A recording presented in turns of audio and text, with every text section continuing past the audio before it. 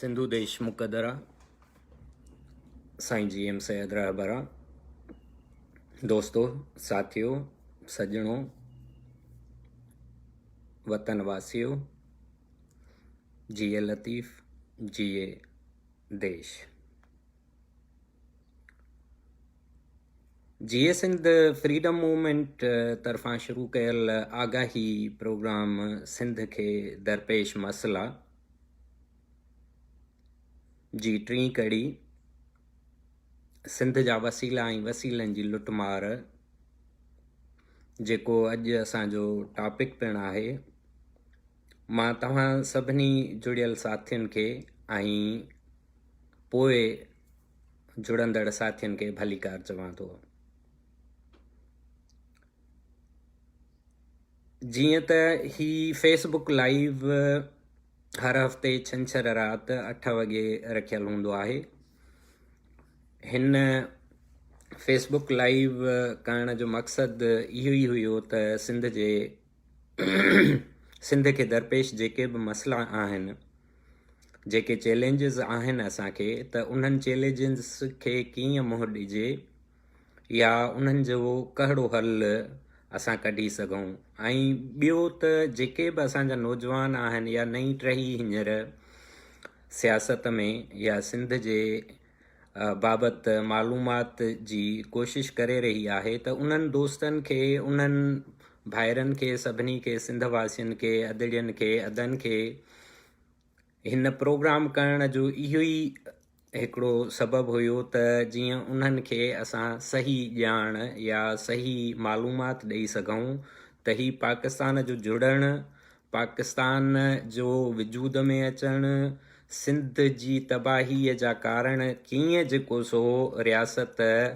सिंध खे तबाह करणु ऐं सिंध जे लाइ मुख़्तलिफ़ ॾुखियाइयूं पैदा कयूं आहिनि। जीअं त असां सभिनी खे ख़बर आहे त सिंधी मीडिया जेको सो सोशल मीडिया हुजे या प्रिंट मीडिया हुजे या जेके उते दोस्त वेठा आहिनि मीडिया सां जुड़ियल, जेके बि प्रिंट मीडिया जा अख़बार जा बि जेके दोस्त आहिनि, त उहे सिंधु देश जी ॻाल्हि करणु पर्चो छपण खां बि जेको सो लहराइनि पिया था, जॾहिं त असुल तारीख़ सिंध जी पाकिस्तान जो जुड़णु उहो बि अॼु ताईं सही किताबनि में असां वटि जेको सो लिखियलु न आहे। त उन सूरत हाल में जॾहिं असां वटि ॿियो को बि ज़रियो न आहे जो असां सिंध जे माण्हुनि ऐं सिंधी नौजवाननि खे या ईंदड़ नस्लुनि खे असां असुल हक़ीक़तूं ॿुधाए सघूं त हीअ असां सां छा थिए पियो थो ऐं अॻिते कीअं शयूं जेको सो असां बहितरीअ तरफ़ वठी वञी सघूं था। त इन ई सिलसिले में ही प्रोग्राम जेको सो हर छंछर ते राति जो 8 वॻे फेसबुक लाइव मां कंदो आहियां। जीअं सिंध फ्रीडम मूवमेंट जे तरफ़ां ही हिकिड़ी आगाही मुहिम आहे त जीअं सिंध जे माण्हुनि सां जुड़ी सघिजे। दोस्तों, काफ़ी मैसेज बि अचनि था जॾहिं ही प्रोग्राम मां 2 हफ़्तनि खां शुरू कया आहिनि। पहिरियों प्रोग्राम पंहिंजो सीपेक ते हुयो, ॿियों प्रोग्राम पंहिंजो धारी आबादकारीअ ते हुयो ऐं अॼु को जेको सो प्रोग्राम असांजो सिंध जा वसीला ऐं वसीलनि जी लुटमार आहे। मां कोशिशि कंदुसि त तव्हां सभिनी दोस्तनि खे अंग अखर ॾेई ऐं इहो साबित कयां त कीअं सिंध जेको सो मुस्तक़िल घण रुखी जंग जे या घण रुखे हमलनि जे हेठि आहे ऐं सिंध खे कीअं लताड़ियो वञे पियो थो।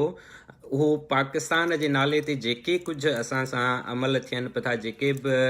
असां सां ॾाढाइयूं थियनि पियूं थियूं, जेको जबर थिए पियो थो, उन में कीअं जेको सो वफ़ाक़ ऐं वफ़ाक़ जा कमदार या वाठा जेके सिंध में आहिनि, त उहे कीअं सिंध खे लुटनि पिया था या सिंध खे जेको सो तबाहीअ तरफ़ वठी वञनि पिया था। मां को साथियों को अदीब या ॾाहो या लेखक या को समाजी सोशलिस्ट साइंसदान न आहियां। फ़िक्रे सैयद जो, साईं जी एम सैयद जो हिकिड़ो अदना कारकुन आहियां ऐं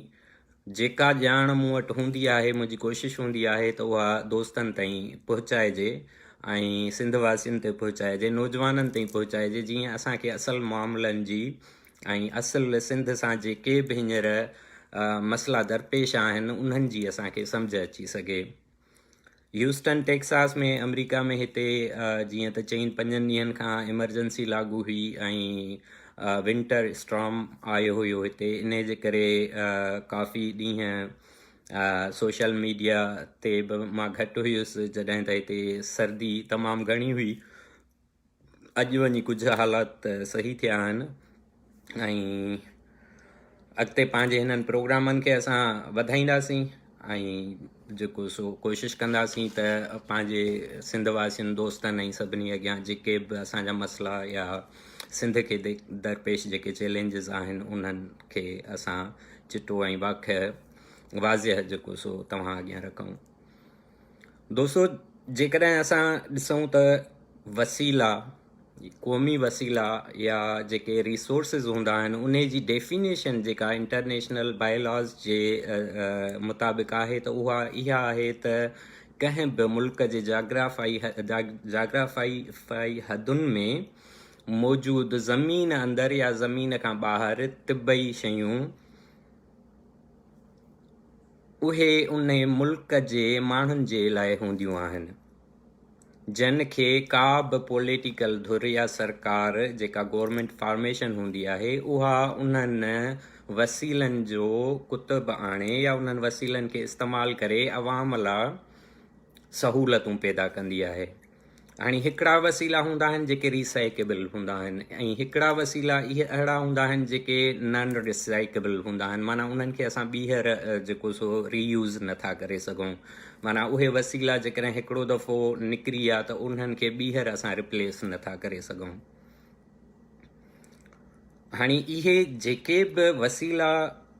क़ौमी अमानत हूंदा आहिनि, धरतीअ जी अमानत हूंदा आहिनि या ईंदड़ नस्लुनि जी अमानत हूंदा आहिनि, कुझु वसीला जेके रिसाइकेबल हूंदा आहिनि उहे त बार बार यूज़ थी सघंदा आहिनि, पर जेके वसीला रिसाइकेबल नाहिनि हूंदा जीअं तेल गैस वग़ैरह थी वियो त उहे जेको सो वसीला असांखे सोची सम्झी ईंदड़ मुस्तक़बिल जे बारे में या नौजवाननि जे बारे में या फ्यूचर जनरेशन्स जे बारे में सोचे करे पोइ ई असांखे जेको सो इस्तेमालु करणु घुरिजनि। हाणे जेकॾहिं सिंध जे वसीलनि ते या असां उन क़ौमी जेके बि असांजो ज़रूरतुनि लाइ वसीला कढिया पिया था वञनि उन्हनि खे जेकॾहिं असां ॾिसूं त उहे काफ़ी आहिनि। सिंध अवल ॾींहं खां मालामाल रहियो आहे, अमीर रहियो आहे, त मां कुझु शयूं हिते तव्हां अॻियां वसीलनि जे हवाले सां रखंदुसि। मसइलनि जीअं मां अॻे ई ॿुधायो त हीअ वसीला जेको सो ज़मीन जे अंदरि, ज़मीन खां ॿाहिरि ऐं जेको सो तिबई हालतुनि में जेके बि शयूं मौजूदु हुजनि उन्हनि खे वसीला चइबो आहे। मसइलनि ज़रख़ेज़ ज़मीनूं थी वियूं,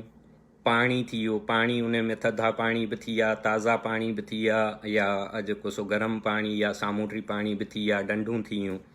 फ़सुल थी विया जेके तव्हांजा, ज़मीन अंदरि मौजूदु कुदरती वसीला जिन में तेल गैस कोयलो ग्रेनाइट या ॿियूं मइदनियात अची वञनि थियूं, जॾहिं त तव्हांजा जबल टकरियूं रेगिस्तान उन सां गॾोगॾु तव्हांजो सामूंडी आबी हयात,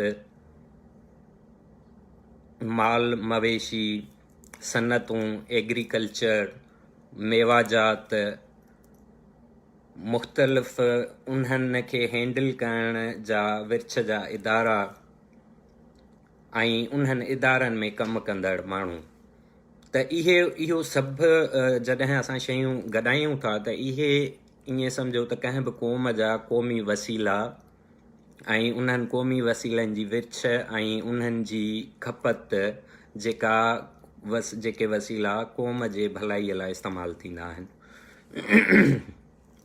इन में को हर्ज़ु कोन्हे, सॼी दुनिया में सभु मुल्क जेको सो क़ौमी वसीलनि जो कुतब आणे ऐं पंहिंजे माण्हुनि जे भलाईअ लाइ जेके पॉलिटिकल